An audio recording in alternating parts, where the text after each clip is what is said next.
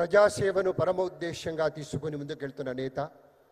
ధైర్యం, నిజాయితీ, దేశభక్తి ఈ మూడే ఆయన వ్యక్తిత్వంలోని మూలస్తంభాలుగా, ప్రజలే నా శక్తి అనే నినాదంతో సాధారణ మనిషి ఆవేదనకు స్వరం విచ్చి సమస్యలు తీర్చేటువంటి జనసేనాని, జననేత, ఉప ముఖ్యమంత్రి శ్రీ పవన్ కళ్యాణ్ గారి సందేశం.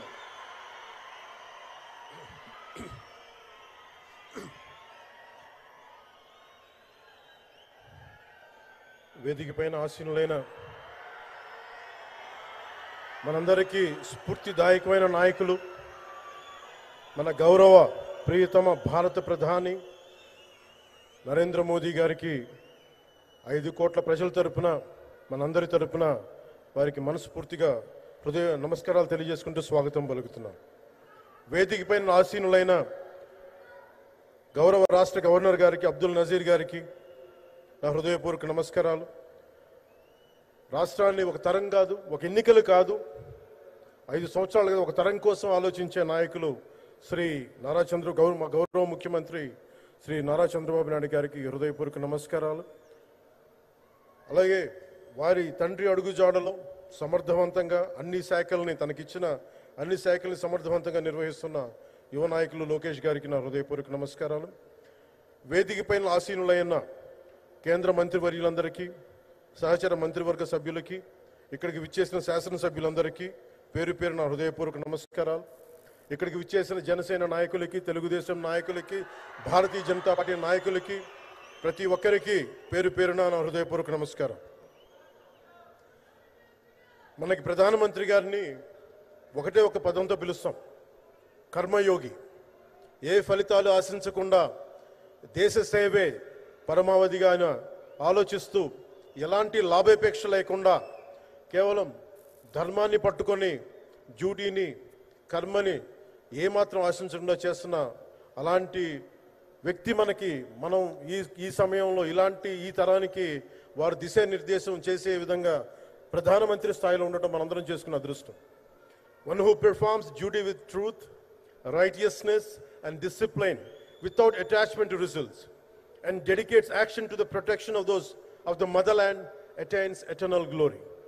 The statement perfectly describes Honorable Prime Minister Shri Narendra Modi ji. Our Honorable Prime Minister Shri Narendra Modi ji is not just leading a government.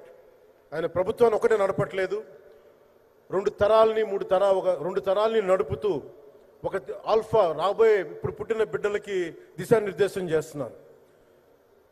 అలాంటి మన ఆత్మనిర్భర్ భారత్ ఎవరి మీద ఆధారపడకుండా దేశం తలెత్తి చూసేలాగా మేము సేవకులం కాదు, మేము భాగస్వామ్యం వహిస్తాం.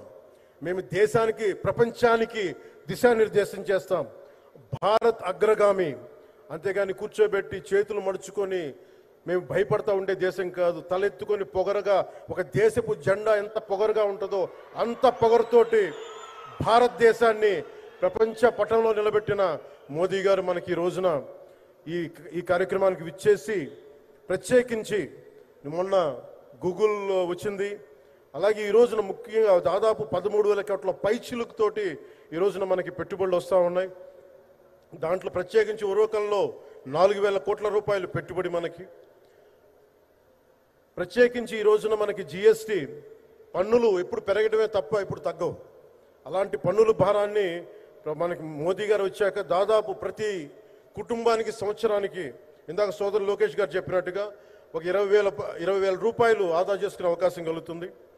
ఇది GSTలో విద్య కానీ వైద్యం ఖర్చులకు భారం నుంచి సామాన్యులకు ఉపశమనం కలిగిస్తుంది.